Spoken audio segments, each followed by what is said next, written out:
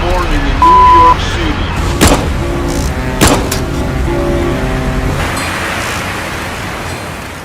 Hello, everybody, and one more week of the Elite Show, starring a new guest that everybody's going to be excited about seeing and hearing from.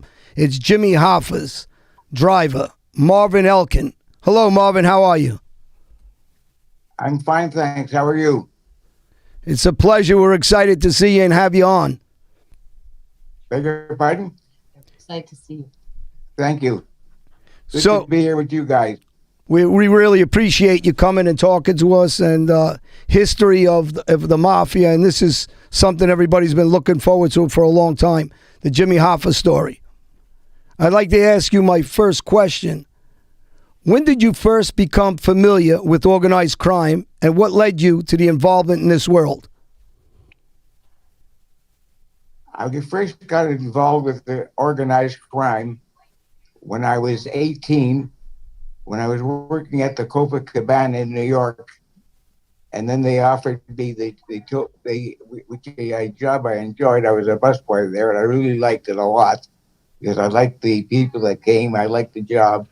But then they told me it was owned by Lou Walters, Barbara Walters' father. Wow. And it was on a Wednesday, and Tony Salerno, who was the liaison between the mafia and the Teamsters Union, told me Friday was my last day. As of Monday, I'm going to be the driver for Mr. Hoffa. What year was that?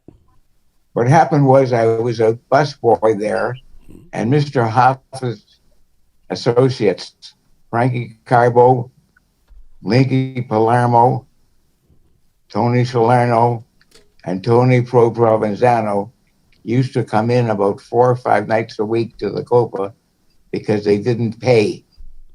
And they used to scare people. People knew who they were, and they used to get a kick out of scaring them. But I knew they were just having fun, and they were big tippers.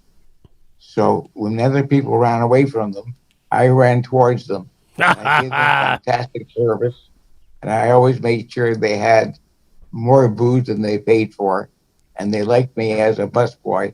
I was very good to them. So it was on a Wednesday, and I was busy working, and Tony Salerno said, "Hey, little Jew boy, get over here." I came over, and I said, "Yes, Mr. Salerno." He said, "We spoke to Lou Walters. Friday's your last day here." I said, "Why? I'm trying so hard to do a good job." "Why?" "Because as of Monday, they said you're going to be Jimmy Hoffa's driver." I didn't know Mr. Hoffa, but I heard a lot about him, and I heard that people that get him mad, either people that get him mad or people that don't do what he likes properly, can get hurt. So I got very nervous. So I said, "I don't want to be Jimmy Hoffa's driver." So Mr. Salerno said, "Nobody's asking you." I said, "Yeah, but I'm a Canadian." They said, "That's the whole thing. Hoffa's driver has just been drafted into the Army. And you being a Canadian, we don't have to worry about that. So that's why we want you to do the job." My answer was, "I don't know the roots of the city at all. I don't know New York at all. I haven't been here too long." And they said, "Hoffa is a creature of habit. He goes to the same places all the time. So we'll show you where. And once you know the first time, you'll know all the time." They said, "Saturday, be ready. Somebody's going to pick you up and we're going to take you out." I was very nervous about it, the whole idea. I called the foster home I used to live in and told them I was very nervous about my new job. Could I come home? They said, "Well, you can't. Your room has been rented out. No place for you here." I thought I'd go to my real home, and I called, and I was told, "No, I can't come home." Saturday, they picked me up, and they took me to a clothing store, and they bought me some blazers, some slacks, and some sport shirts, and a coat and a hat.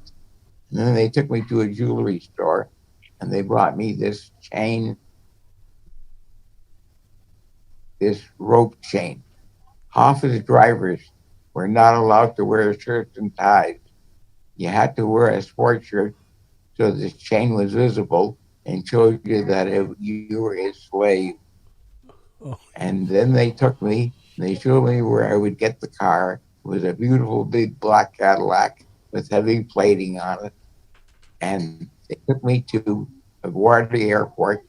Mr. Hoffa was a very strong man emotionally. He loved his union and he loved his family.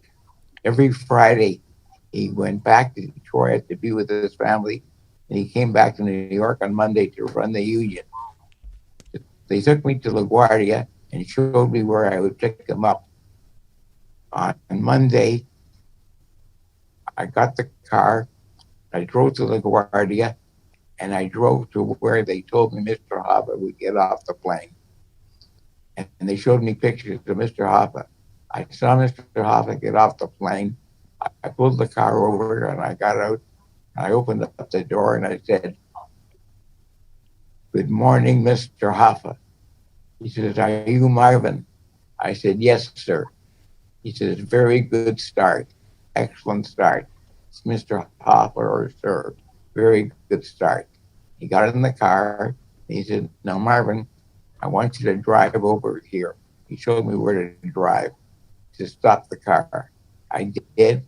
Two guys came out of another car and they got into the back of the car with Mr. Hoffa. These were his bodyguards. And Mr. Hoffa said, "Marvin, turn off the car. I want to talk to you." He said, "Now, Marvin, there's rules and there's cardinal rules. If you break a rule, these guys will beat you up." And they opened up their coats to show me they were carrying guns. He says, "The rule is this. I don't want to hear snowstorm, rainstorm, thunderstorm, traffic. I don't want to hear any of that. You must never be late. After you pick me up, if conditions make us late, that's okay.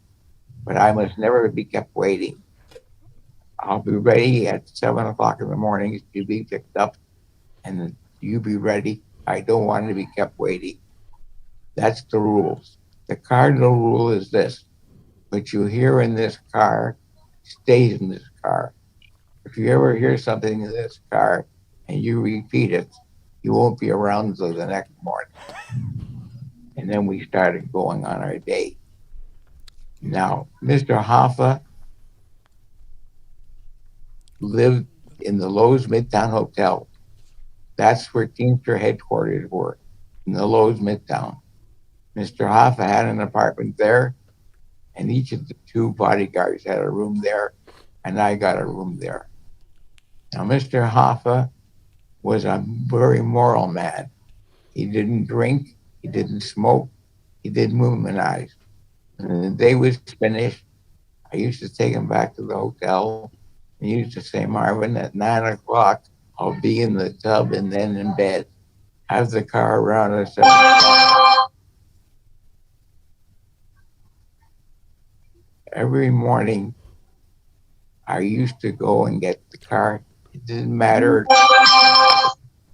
That car had to be washed and cleaned, and a police officer would come in and check it for bugs, make sure that nobody was listening in on the car. And it didn't take long. I got used to the route. I knew where we were going. I knew what I had to do, and everything went along fine. Hey, Marvin. Excellent.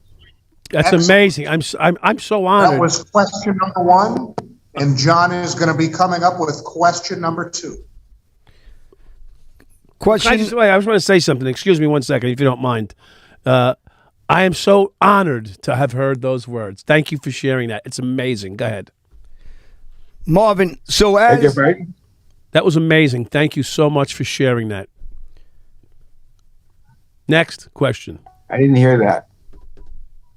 Marvin, as you got to know Mr. Hoffa, Was he a gentleman that treat you kindly, or did he always hold as a real tough Mr. boss? Hoffa never spoke to me. He just yelled. Now, whenever he would yell at me, you stopped too quick. You didn't make that turn right. He always yelled. He always wanted to show me to have fear. And one of the people that he used to have in the car with him quite often was the head of the New York Mafia, Don Vito Genovese. Don Vito had a reputation as being a very dangerous man, but he spoke to me like he was my grandfather, and he was very nice to me. And he used to say to Mr. Hoffa, Jimmy, don't yell at the boy. The boy's a very good boy. He's trying very hard to do a very good job for you. Don't yell at the boy. I remember one time they were in the car and Don Vito asked Mr. Hoffa, he said, Jimmy, that manufacturer that makes boys wear, he's cooperating with us? Mr. Hoffa said, no, he's not. The next day they found the guy dead. So I said to myself, I got to make sure that this guy likes me. But Don Vito treated me like he was my grandfather. He was always very nice to me and spoke to me well. Mr. Hoffa was tough, but if you listened to him and you did what you were supposed to do, which I did, you were fine.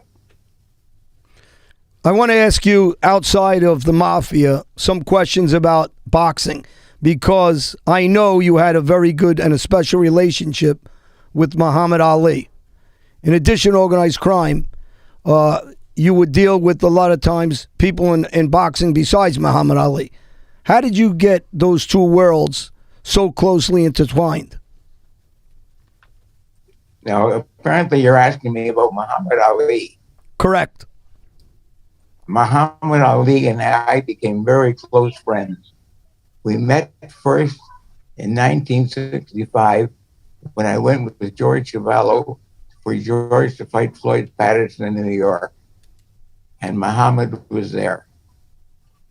And I was going back to the hotel to get something from Mr. Hoffa. And Muhammad was in the elevator. I introduced myself and I told him who I was and that I was Mr. Hoffa's driver. And I drove a lot of very important people. Whenever he's in Canada or New York, he needs a driver, I'd be glad to drive them and do whatever he has to do that. He said to me, I don't need a driver. I don't need you. If I need you, I'll call you. I doubt if I'll need you.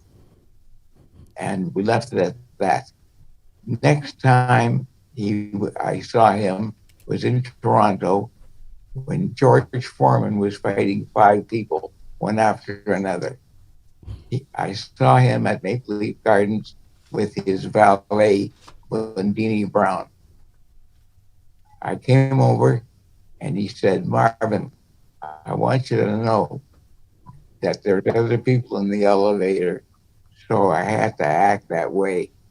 I was really just kidding. I said, so was I. We became very close friends. When I turned 70 years old, he made a birthday party for me on his farm in Michigan. He gave me a beautiful gold bracelet, which I wear an awful lot.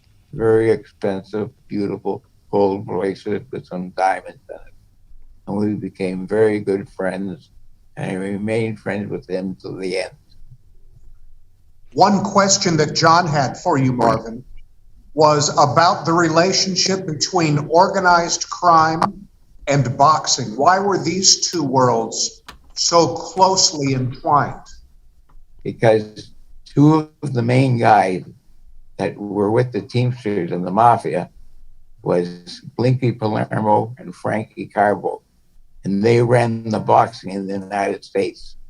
So they called the shots for who was going to fight who or what was going to happen. And that made the 2 things very close. Now, at one time, Mr. Hoffa was very nice. If I had a fight coming up, I could take off and go to the fight that I was going to fight at a little early. I used to train at Stillman's gym because Mr. Hoffa had a lot of meetings there, and I would take him there. And while we would have the meeting, I could spar and punch a heavy bag and a fast bag. Now, one time I had a fight in Miami, and I left a couple of weeks early to go to Miami to get climatized for the fight. I got a call from Mr. Hoffa. Mr. Hoffa said to me, "You might get a visit from a very important man that's going to ask for a favor. If this man shows up, treat him with great respect and do what he asks." I said, "Well, Mr. Hoffa, help me out. Who is the man and what's he going to ask?" He said, "Just in case he doesn't show and doesn't ask for the favor, I'm not going to tell you anything. You'll know." No, I didn't hear anything else. The day of the fight, I was getting ready, and in my dressing room, two guys came in, and they opened up their coats to show they were carrying guns. And they said, "Everybody out except the little Jew boy and his trainer." Everybody left the dressing room. After, there was just myself and my trainer, Joey Bagnato. The two guys were there. And then another guy showed up, not a big guy, nicely dressed. And I said to myself, this is either Meyer Lansky or Luciano. Lucky So Luciano. he came over to me and he said, "Wojciech, don't have any Moira. I'm not here to hurt you." When he spoke to me in Jewish, I knew that it was Meyer Lansky. Sure. So he said, "Marvin, you know who I am?" I said, "I think you're Mr. Lansky." He says, "That's right, I'm Meyer Lansky. What city are you in now?" I said, "I'm in Miami." He says, "Who do you think runs Miami?" I said, "I guess you do." And he said, "Who are you fighting tonight?" I said, "Rocky Castellani." He says, "How are you going to make out?" I said, "Well, he's an excellent boxer, but he's a very weak puncher. He won't be able to knock me out. If I get to him, I'll be able to knock him out, but he won't be able to knock me out. He might outpoint me because he's an excellent boxer." So Mr. Lansky said to me, "Marvin, if you get knocked out by Rocky Castellani in the first 4 rounds, I'll be very happy. How much money are you getting for the fight?" I said, "It's $500. Put his hand in his pocket and he pulls out 500. He says, "Here's 500 more. Now you're getting 1,000. But you must get knocked out. It's up to you. I don't care if you get knocked out in the first, second, third, or fourth round. But you must do me the favor, and I'll be your friend. You must get knocked out within the first 4 rounds. Now, remember this." The podcast is sponsored by BetterHelp. That's HELP. www.betterhelp.com/Mafia Truths. Is there something interfering with your happiness or preventing you from achieving your goals? You know, everybody knows I'm constantly talking about this. I think the best thing that we could talk about is therapy for anybody. There's times when I get so frustrated and I was used to my old style of behavior. And with BetterHelp, it's a phone call away. You get on the phone. No matter what's going on in your life, you don't have to travel. You make that quick call, and it can change the way you feel, and you go on with your day and your week and your month. So I'm a big advocate for it. BetterHelp will assess your needs and match you with your own licensed professional therapist. You can start communication in under 48 hours. It's not a crisis line. It's not self-help. It is professional therapy done securely online. There is a broad range of expertise available, which may not be locally available in many areas. This service is available for clients worldwide. You can log into your account anytime and send a message to your therapist. You'll get timely and thoughtful responses, plus you can schedule weekly video or phone sessions. You won't ever have to sit in an uncomfortable waiting room as with traditional therapy. BetterHelp is committed to facilitating great therapeutic mastery, so if at any time you need to change therapists, no problem. It's more affordable than traditional offline therapy, and financial aid is available. BetterHelp wants you to start living a happier life today.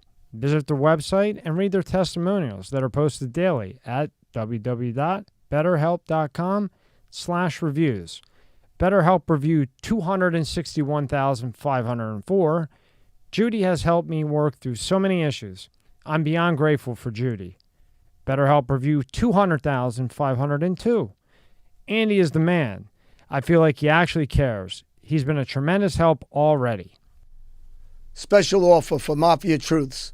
With John Alite, listeners get 10% off your first month at betterhelp.com/Mafia Truths. Promo code Mafia You Truths. get knocked out within the first 4 rounds, you keep that money, and we're friends. If you don't get knocked out within the first 4 rounds, if you go after the 4th round, make sure you have somebody say the Kaddish for you. The Kaddish is a Jewish prayer that is said for people that are dead. The way he said it, I knew that's what he went. I discussed it with my trainer, and I had a very thick neck. I was a middleweight, but I had a very thick neck. So I decided I would put my shoulder close to my neck to hit my shoulder, but not hurt me. And then I would go down and stay down for the count. That was the plan. First round, I couldn't get Rocky to throw the punch there. Second round, I couldn't get him to do it. Third round, he wouldn't do it. Coming into the 4th round, Joey Vignato said to me, if you don't get knocked out this round, don't look for me in the corner. I won't be there. You better fall over. Oh, my jaw be visible. And I let Castellani hit me square on the jaw. My knees buckled. In reality, I wouldn't have gone down. But in order to live up to the bargain, I went down. This was in Miami during the day. It was the first time I had an outdoor show during the day. It was sunny. I fell flat on my back, and the sun went in my eyes. I almost put my hand over my eyes, and I realized what I was doing. So I pretended to try and get it up. I turned over in my stomach, and I tried to get up. Then I fell flat in my stomach. I let them finish the count, and I got knocked out the way Mr. Lansky wanted in the first 4 rounds. After that, Meyer Lansky came into the dressing room and said, "Thank you very much. And when you give up boxing, become an actor, you'll do very well." You did a very good job. I'm glad you went down in the 4th Yeah, round. you'll get me nervous there. Yeah, I mean, I see that you're still here, so that's a good thing. But I'm very happy that you went down in the 4th round. Beg your pardon? I'm very happy that you went down in the 4th round because we still get to talk to you. We were starting to get worried over I was there. very glad I went down too. I bet. So, Marvin, my name is Mike. I'd like to ask you a question. Are you okay with that? Beg your pardon? My name is Mike. I'd like to ask A you new a question. voice wants to ask you a question, Marvin. Sure. So, a lot of people, this question needs to be asked because a lot of people are going to ask, why didn't you ask? So I'm going to ask. There are a lot of Beg your pardon? There are a lot of theories surrounding the disappearance of Jimmy Hoffa. What are your theories about what happened to him and where his body lies today? I didn't Amen. hear. Marvin. Yeah, that's the way to do it. What are your thoughts on the disappearance of Jimmy Hoffa and where he is? Now, in 1975, we had a big convention in Detroit. Mr. Hoffa had been in jail for a while. He just got out, and he wasn't on the flight The man on the slate to be president was McGuigan of Boston. Mr. Hoffa showed up in Detroit, where he lived, and he had a lot of friends, and he made arrangements to be nominated from the floor to run against McGuigan. They took a poll. This poll showed that Mr. Hoffa would get over 90% of the votes. So there was no question if he got nominated and accepted, which he would win the election. The U.S. Justice Department headed by hated Mr. Hoffa. It went far beyond business. They just hated him. And Mr. Hoffa hated them. It was very personal. Amen. So the U.S. Justice Department came to the Teamsters and they said, if Hoffa runs and gets elected, we'll give the Teamsters as much trouble as we can. But if he does not get elected, we'll give them a lot of cooperation. So they decided to speak to Mr. Hoffa and give him a lot of money, big pension, not to run. Money wasn't important to Mr. Hoffa. He liked running the union. He turned them down, and they were very upset. I had coffee with Mr. Hoffa a few days after that, and I told him, I said, Mr. Hoffa, a lot of people are very upset that you're going to run. His answer to me was, Marvin, my people will never harm me. Now, two things were going on in Detroit at the time. The convention, and plus the fact that they were going to build the Renaissance Center Hotel. And the meeting was across the road from the Renaissance at the Omni Hotel. I was there doing my job, running errands, and driving for executives of the union. That's what I was doing. Now, they had to build the footings in concrete. Every Teamster carpenter that was in the state of Michigan, he could have been working on a 200-story high-rise or building somebody's rec room. It didn't matter what. Every Teamster carpenter was called off the job to put down the wooden planks that they poured the concrete in. And just before the concrete was poured, Mr. Hoffa was missing. Now, the FBI had 24-hour surveillance on Mr. Hoffa. But when Mr. Hoffa was picked up at an outdoor cafe, somebody either was asleep at the switch or paid to be asleep at the switch. But they did not get the license plate of the car. So nobody knows what car picked up Mr. Hoffa. But he was never seen again. Now, when the convention was over, they decided to walk across to see what's doing at the Renaissance from the Omni. And you didn't have to go outside. There was a way to go from one roof to the other. As we were going across around the other side, one of the executives turned to everybody and said, say good morning to Mr. Hoffa, boys. So there's no question in my mind, and I've always been certain that Mr. Hoffa is in the concrete of the Renaissance Center Hotel. I've gotten calls from members of the FBI since saying that somebody said he was in there in the driveway, parked in their driveway underneath. I said, you can dig it up, it won't be there. One guy said that he was on his farm. I told him he probably wants to get his grass cut for another. You won't find him there. He's in the Renaissance Center. Every place they've looked, he's not been there. Now, the Renaissance is now part of GM. It's a GM building, but it's as big as the city. So they haven't been able to do anything with it. But there's no question in my mind, because Mr. Hoffa went missing just before they poured the concrete in the footings and what was said. So there's no question in my mind. Mr. Hoffa got killed and was put in the concrete of the Renaissance Center Hotel, and that's where he is. What was the man? Can I ask? What's his D? What was the man's name that Right. said this, or was it just somebody shouted it out? I didn't hear. What was the man's Sorry, what was name? the Yeah, question? he's gonna when I ask a question, or Mike asks a question, or John, if it can't be heard, he's gonna relay Right. it to him. So just ask it once, and then he'll relay. Right. So D, I want to know. So Marvin heard this from a crowd of people, or were there specific individuals that he knows said this? Like, say good morning to Mr. Hoffa, pointing at the. He said it was an executive. Okay, What was the question? D. Do you understand what I'm asking? I can barely hear you guys. I'm straining to. Fuck. D.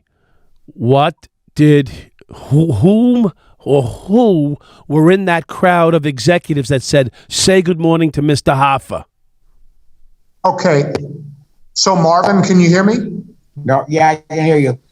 If you can tell them, if you can back up just a little bit, who were you with when they said, say good morning to Mr. Hoffa? Just give us a little information about who you were with, who said it, and what the reaction was.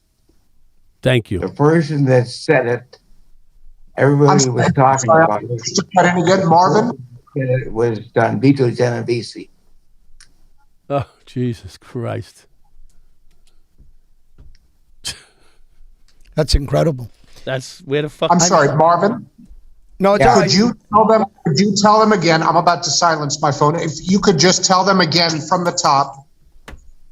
Where were you Complete standing? sentence. Where was he standing? Where was Marvin standing when he heard this? Oh my God, I can't fucking believe I'm hearing this right now. Where was Marvin Where were standing? you standing when that was said, Marvin? It was on our way on the rooftop of the Omni that would lead us to the Renaissance Center. Why was he on the roof? I'm sorry, I got a lot of. Oh my God. Why was he on the rooftop? Why was Marvin on the rooftop in earshot of Don Genovese? Was he driving them somewhere? Were they getting into a car with Marvin? Oh my God, this is He fucking. was the meetings were held at the Omni, and he was the head guy. He was running the meetings. Who? We just went across the road for a change of scenery. They wanted to have a look how things were going with the construction of the Renaissance. Okay. Why were you there, Marvin? What? Who are you? I was there doing my job as a driver and an errand boy. I would make sure that the big bosses got their drinks when they wanted, got their cigars lit This when they is wanted, crazy. and if they wanted somebody to drive them somewhere in an errand, I was there doing that. I was there strictly as an errand boy and a driver.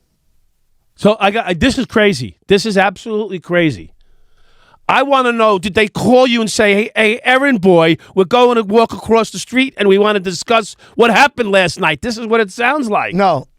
Here, as me being around since I'm a kid, when guys are some of the bosses around, they have guys that know when they walk with them. Because if they want something, Marvin's the guy to go get it. So if somebody wants a drink, he's going to snap his fingers. Marvin runs for the drink. If they want a light for their cigar, Marvin's going to light the cigar. Okay. So he's going to be following that crew of guys no matter what It's goes like on. his personal assistant, basically. Well, he said he's their errand boy. Yeah, right. Yes. Errand boy. Okay, but I'm saying this, Marvin. You're there. You're the errand guy, the assistant, whatever we call them today. We call them personal assistants, right? Yeah, that's what they're called today. Right. So Marvin's in this personal assistance role. He's basically not just a driver anymore. He's now sort of stepped up a little bit, right? Well, no, I'm going to tell you, being a mob guy, not exactly. When he's around as a driver, he's building confidence that everybody's comfortable with him. They're not going to ask some kid that's never been around. Right. But Marvin's the guy that's in everybody's company since he's a kid. So now becomes almost like a son, grandson, like Vito Genovese treated him, where there's a trust thing with them. As far as they're concerned, Marvin's ears are closed, which they're not closed. But Jimmy Hoffa's gone. So what's Marvin doing there? Now he's assistant to. Wait a minute. Well- Now he's an assistant to Genovese.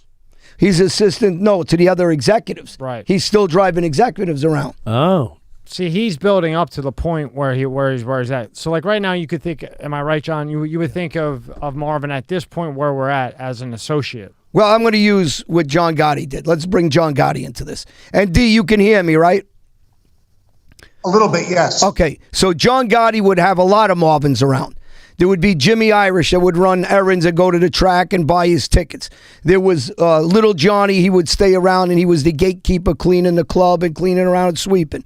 And then you have another guy that would go get his car and his clothes, Fat Bob. So Marvin became one of these guys that became entrusted to the bosses because he was around when Jimmy Hoffa was around. And this is where Marvin stood. So his legal job, Tommy, was driver. At this point in time, he was driver for the Teamsters boss in Toronto. Oh, wow. And as a driver for the Teamsters boss in Toronto, sometimes he would go to New York or Detroit to drive people around. Okay. And at this point in time, the Renaissance Center has been built, and it's a couple of years after the disappearance. And someone happened to say good morning to Mr. Actually, I missed that. There's a couple year gap. Inside joke, because they were crossing over towards the burial site where his body was. Okay, so I missed a piece of history there. So they're at the convention. Hoffa goes missing. That he's assigned to drive, essentially, at this point in his career, Marvin. And this conversation is years later. Okay, see, that years later I missed. So now Marvin is still hanging around this crew for several years as a driver for the head boss of the union boss in Toronto. Exactly. And Marvin's privy to come on these meetings. He basically goes to an adjoining, I guess there's a bridgeway, a walkway from the roof across the street to the Renaissance. Would that be accurate? Yes, that is. That would be correct. I know. Okay, Yeah. I ain't never been. I'm just drawing this. I'm playing detective, as you know, guys. I was a cop, for a little bit. So, and I just want to know, we're so fortunate to have this. We're so fortunate to have this happen here, that he's in earshot of this full discussion. Basically, he's part of the discussion, or I would say a flippant remark by Vito Genovese. A flippant remark, right? Correct. Yeah. So he's privy to this flippant remark. Well, because he's privy because he's in that company. And you got to remember, the egos of these guys that I grew up with, and are of such. And they have a dry sense of humor. Well, that's what makes them valuable, too. Right. They can say, there's Jimmy Hoffa. You can't prove You're not saying you killed him, but basically you're saying you had it You done. know where he is. Right. Right. Wow. It's like that scene in Goodfellas when he shows him the painting and he says, "Looks like someone we know." Right. Right. It's an inside joke. Yes. Right. Yeah. So here we have Marvin. Inside joke. Yeah. Frankie Carbo was there. Blinky Valera was there. Tony Provenzano was there. Tommy Corrigan from Toronto was there, and that was one of the big reasons I was there, because at that time I was the driver for the Teamsters boss in Canada, who was Tommy Corrigan. Ask him, D. D. Yes. Can you ask him, just because I have odd questions? I'm sorry, I'm not a scripted guy. Can you ask him if he was around the Traficantes, that crew, because that crew was big up there? Yeah, Miami. So Marvin, No, they were big up in Cleveland. are you familiar with the Traficante family?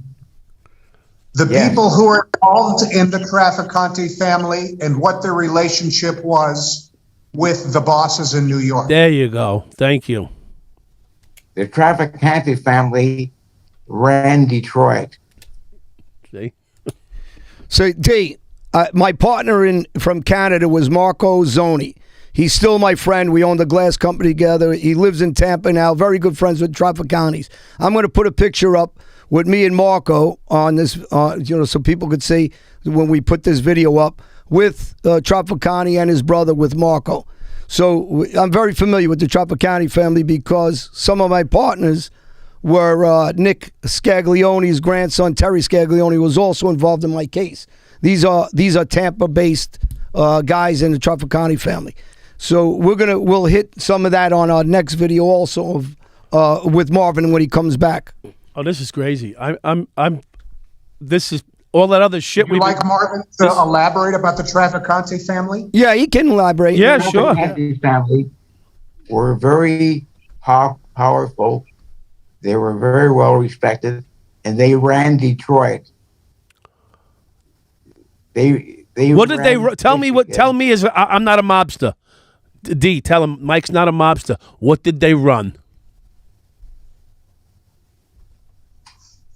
So Marvin, if you could elaborate just a little more to someone who knows nothing about the mafia, what was the Traficante family and what was their role in the underworld? If you're talking to someone, say I'm someone who knows nothing about the mafia, if you could elaborate. Mainly, they were in loan sharking and bootlegging. Mm-hmm. Is there anything else that you can say about that family or the people affiliated with them? Any main hits that had to be done in Detroit were done through them. They would hire the hitman. They would pick the hitman. Wow, Detroit. What was their relationship, D? What was their relationship to Cuba? What was the Traficante's family relationship with the commission in New York? No, with Where Cuba. did they No, with Cuba. exist on the totem pole? In Cuba, no, D? They were the favorite. Can you put this on the screen? The favorites of Don Vito Genovese Yeah. was San Salvatore Giancana from Chicago Giancana, that's right. Yeah. and the Traficante family from Michigan. So, D, I'm trying to get this because it's Don Vito was the head boss of New York, but everybody looked at him as being the main boss of all the dons of the United States. Don Vito was definitely by far the most powerful mafia man in the United States. Next to him were the Traficantes and Sam Giancana from Chicago. Yeah. So, D, you missed this question, D. Cuba. What was the relationship with Cuba, Giancano, and Traficantes? Marvin, are you familiar with the relationship that the Traficantes had with Cuba and also with Sam Giancana? Is there anything in that world with those connections, with those people, that you can comment on? The Traficantes and Sam Giancana worked well together. They were very close together. They helped each other out, and they did a lot of business in Cuba with this. This was before Castro. They did a lot of business in Cuba. Both the mafia were very powerful in Cuba before Castro came into power. D, were you ever in Cuba with them? I'm sorry? Ask him if he was ever in Cuba. Ask Marvin if he was ever in Cuba. Marvin, have you ever been to Cuba and have you had any firsthand dealings with any of this? I've been to Cuba, going down when they had meetings down there. I love this. Just to do my job and to be an errand boy. That's my job. I love him. Go to the next. How about Sonny Liston? Did he know Sonny Liston? Put on some boxing for a minute because this is crazy. I have 4,000 questions for this man. Yeah, Marvin had some relationship with Sonny Liston also, yeah. Marvin, can you tell us your relationship and what you knew about Sonny Liston?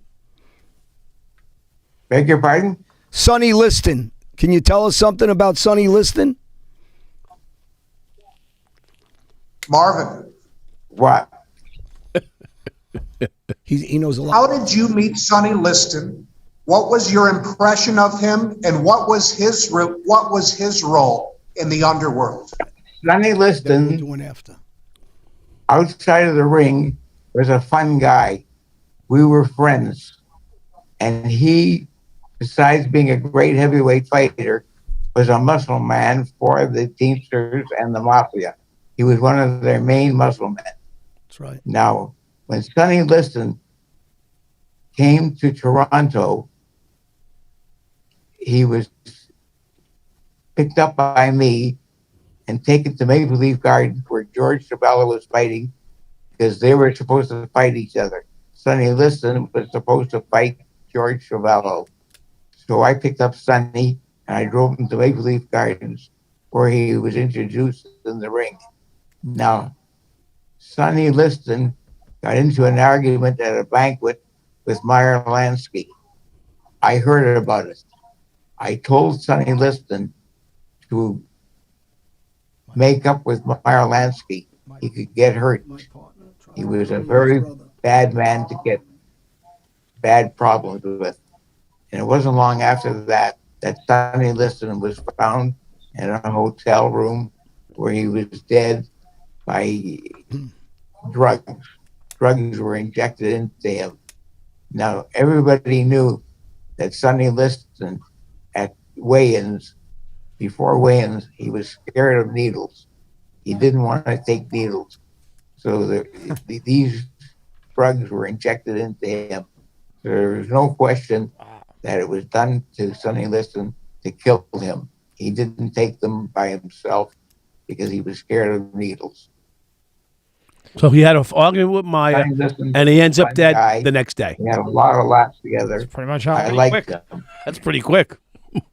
D, can you ask Marvin, in the early 1980s, Marvin became an informant for law enforcement.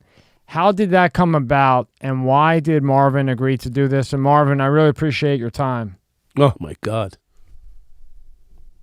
D, did you hear me? So, Marvin, Thank you. if you could tell us, without going into great deal, without telling the whole Neil Cameron proverb story, if you could just tell us, Yeah, D. how is it that you became an informant for law enforcement, and what stands out in your mind about the time you spent as an informant for the OPP? Now, what happened was this.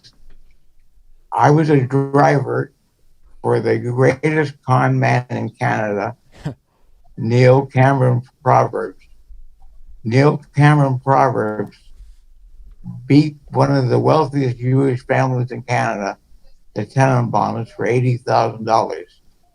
And the old man Tenenbaum's son-in-law was Bobby Kaplan, the Solicitor General of Canada. And due to the fact that I was his driver, I was arrested. I heard the police were looking for me, so I hightailed it to Calgary, Alberta. Oh, I know Calgary. And the police told the calls to my home. They didn't have to get a warrant to trace them. They told them, and they saw there were calls coming from a hotel in Calgary, and they were made to my home. So they picked me up in Calgary, and they said, there's a warrant out for you by the Attorney General of the province of Ontario to send you back to Ontario. I said, why? They said they didn't know. Now, I was brought before a justice of the peace, and he had on his desk his name. His last name was Shapiro. So he said, how are you, Mr. Elkind? I said, I'd be a lot better off if I was in the synagogue. He said, so would I. I'd be a lot better off also. Just quick, one sec. What was the name of the hotel? D, what was the name? Pardon? What was the name of the hotel? D. In Calgary? Yes. The Calgary Inn. The Calgary, that's famous now. They should give you a kick from whatever money they make. D, can you ask Mr. Elkind, that please. He said it. Calgaryan. Oh. So if you could He did. continue telling the story, Marvin. No, that's okay. And if you could just tell us what your work as an informant was, what was it you did for the OPP, and some of the cases you were involved with. Now, the OPP picked me up and they took me back to Toronto, and they had a meeting with me, and they told me if I would testify for them against Proverbs, they would see that I would not be incarcerated. On the stand, Proverbs had a lawyer, and during the trial, a man stood up. His name was Dave Humphreys. He was the leading criminal lawyer in Canada.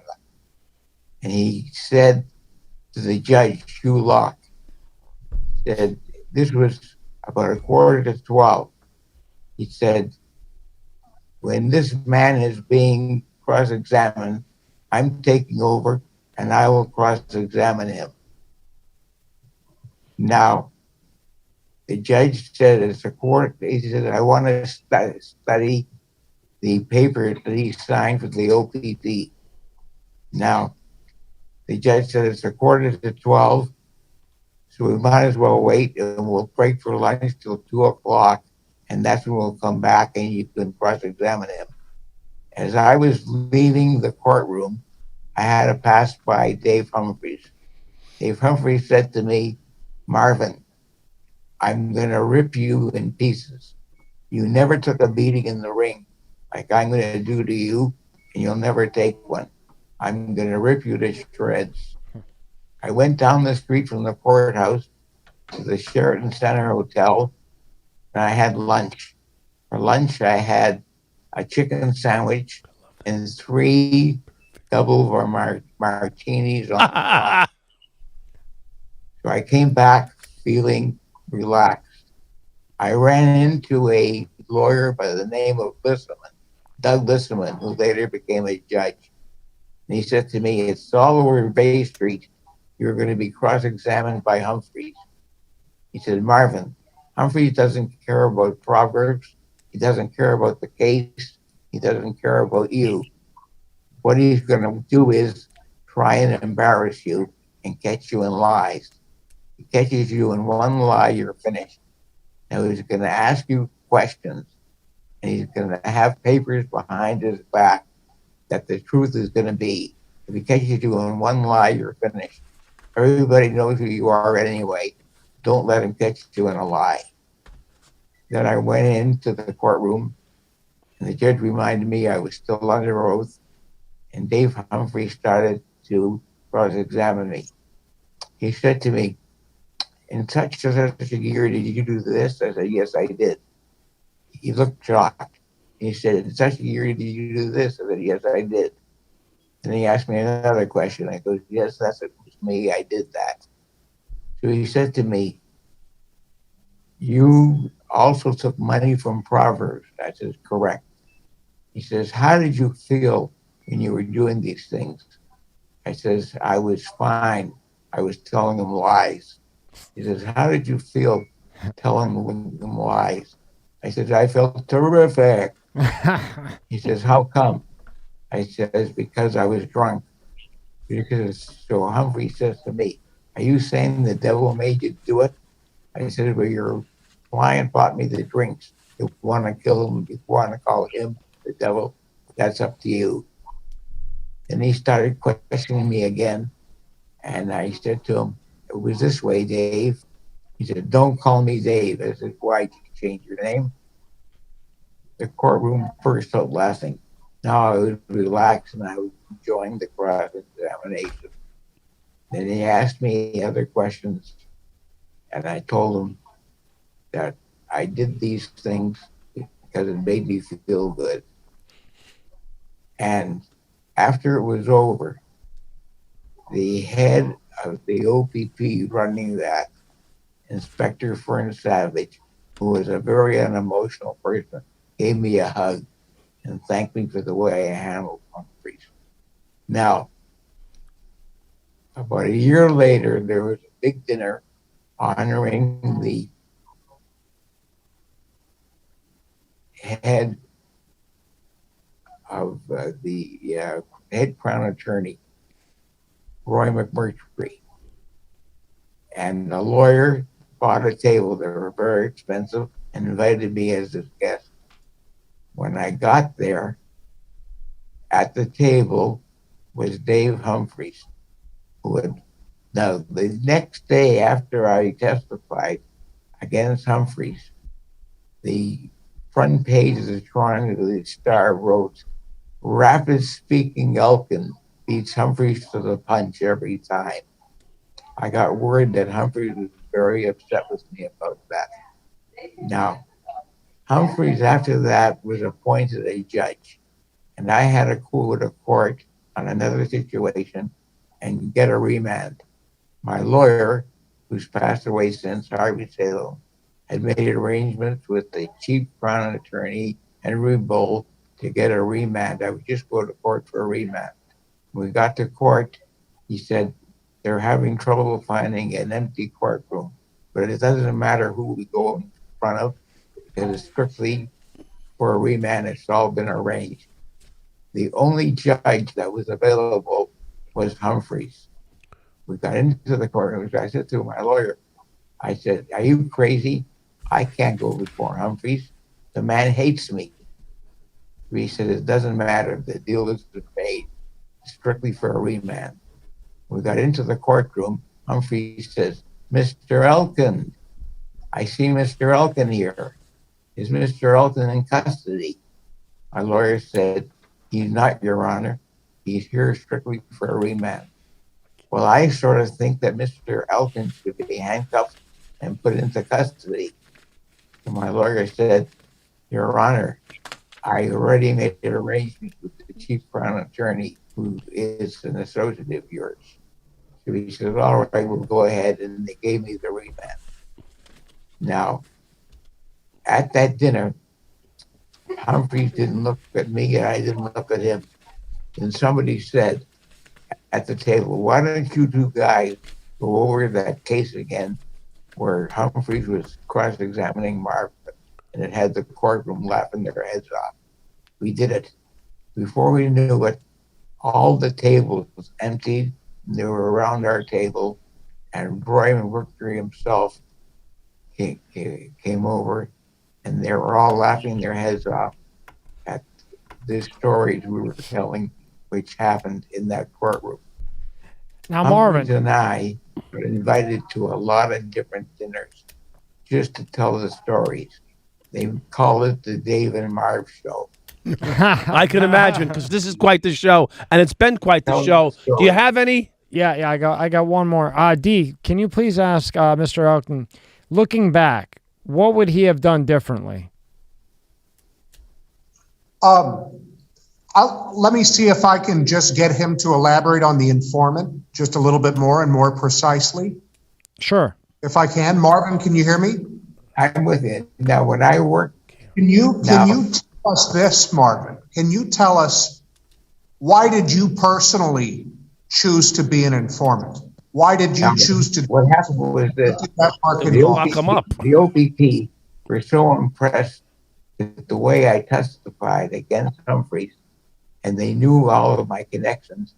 They decided to ask me to become an informant.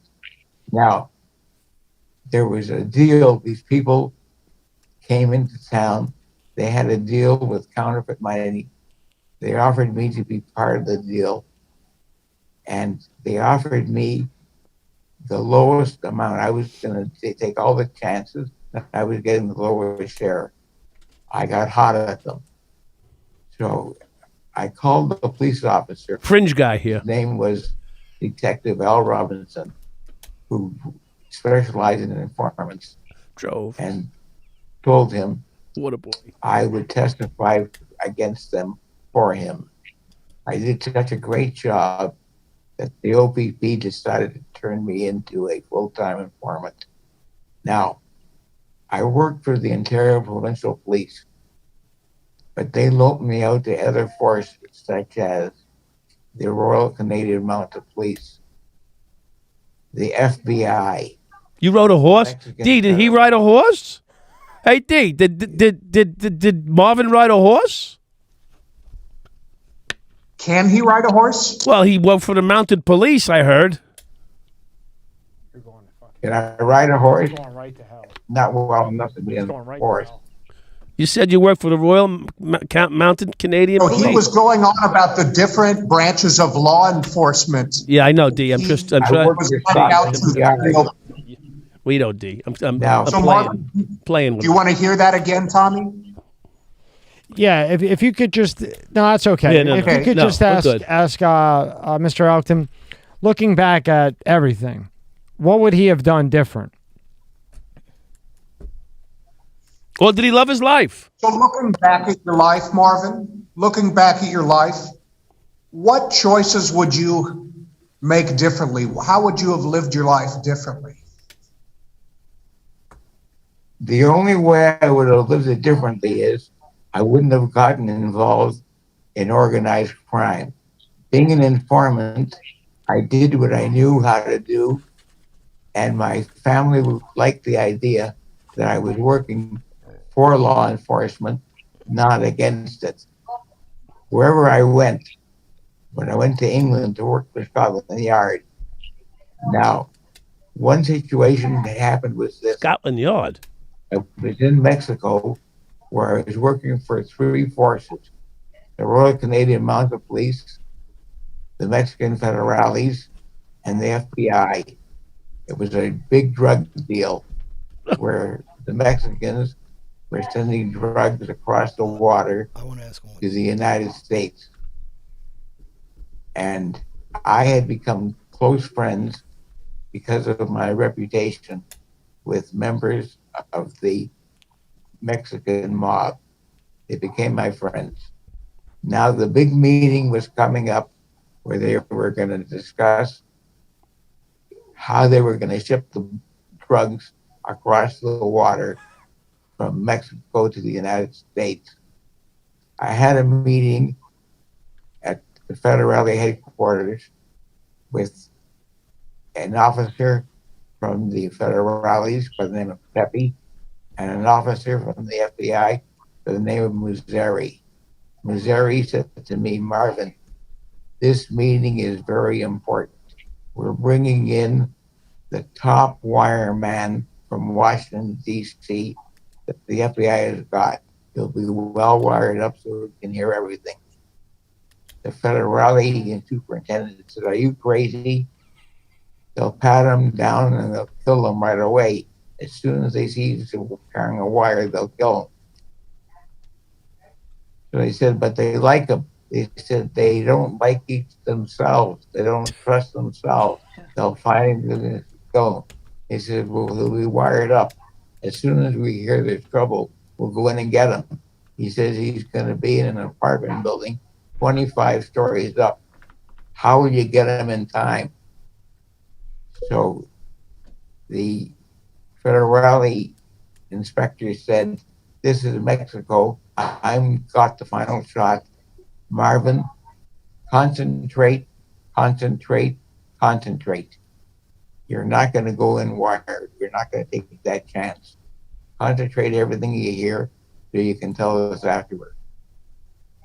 When I got up to the meeting, they greeted me, they shook hands with me, and they didn't pat me down.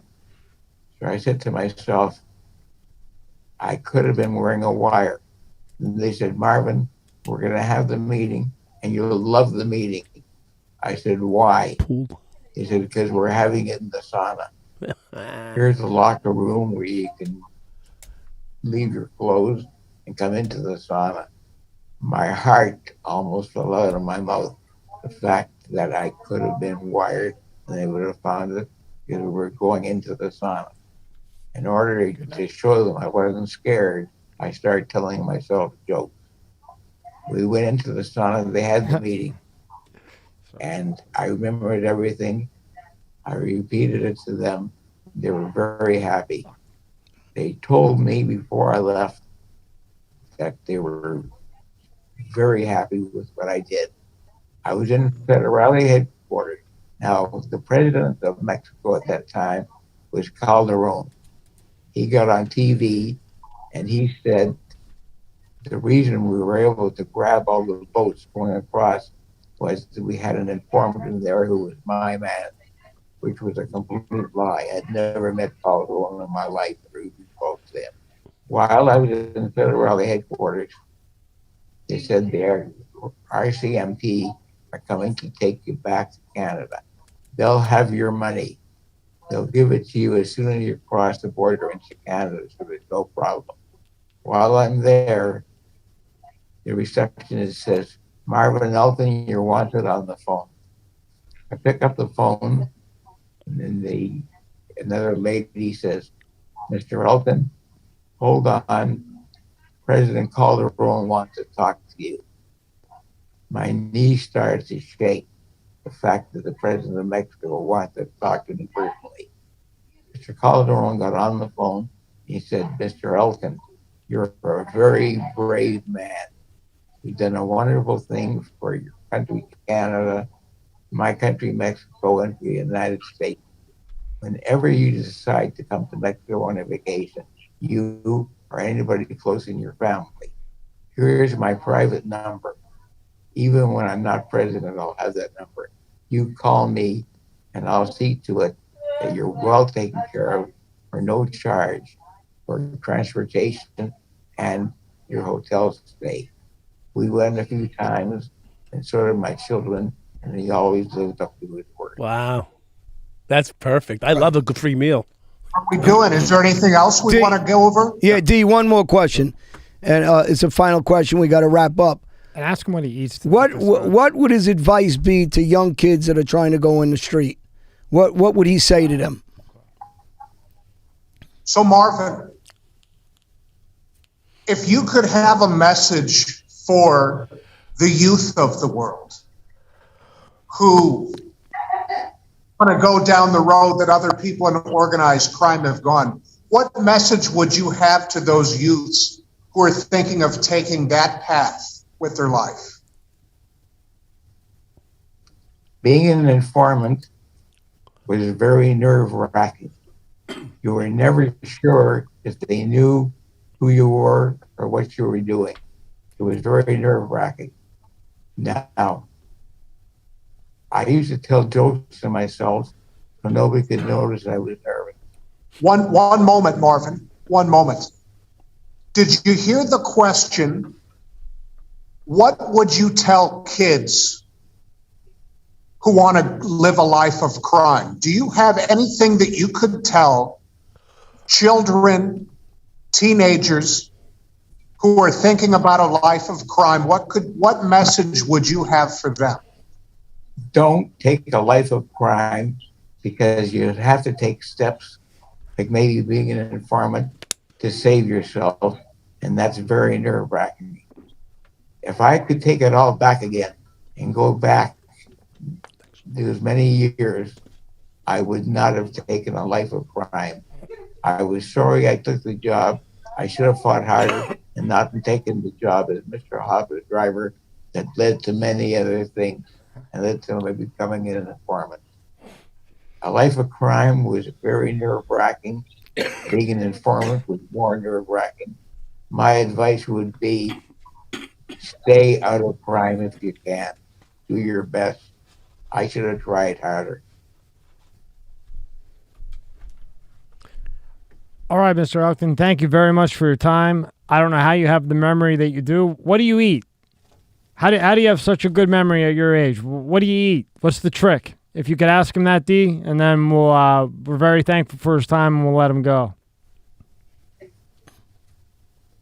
Did that work for you guys? Oh, it was great. Really appreciate it. And incredible human being. And we really appreciate, and it was an honor having him on and discussing the old-time gangsters, Jimmy Hoffa, his belief of where Jimmy Hoffa was buried, and things like that. It was really Would you, one thing that he didn't tell you, I don't know if you want to get it real quick, But Albert Anastasia, do you want to get an Albert Anastasia soundbite? Yeah, give us something on Albert Anastasia. 100%. We'd like to hear. Albert Anastasia was Sorry, probably- Marvin. Marvin, wait just one moment so we're not talking over you. 3, 2, and go. Albert Anastasia was a very bad person. In my career, I met many bad people. Nobody as bad as him. Now, Albert Anastasia loved loaning money to people, small amounts of money to people that he didn't mind not getting back. So they couldn't pay him, so he could have them hurt. He loved hurting people. Now, Albert Anastasia had a meeting with Mr. HOFFA. They decided to have the meeting in New York at Palermo's barber shop. It was a big barber shop, 25 chairs, and they were going to get their haircuts on chairs next to each other and have the meeting. Now, when I worked for Mr. HOFFA, he sent me to Ecuador to a special school. They don't teach you how to drive better or fight better. They teach you how to look out for things. Because the wealthy in Ecuador were scared of kidnapping. With a terrific education, I became very close with the instructor. So close that when my daughter got married a few years later, he came in from Ecuador to the meeting. Now, when I drove Mr. HOFFA to the barber shop for the meeting with Albert Anastasia, I said, Mr. HOFFA, I don't like what I see. He said, what's bothering you? I said, I see a car down there I've never seen it here before. There's a station wagon down the street. I've never seen it here before. He says, well, we paid to send you to school in Ecuador. What's your advice?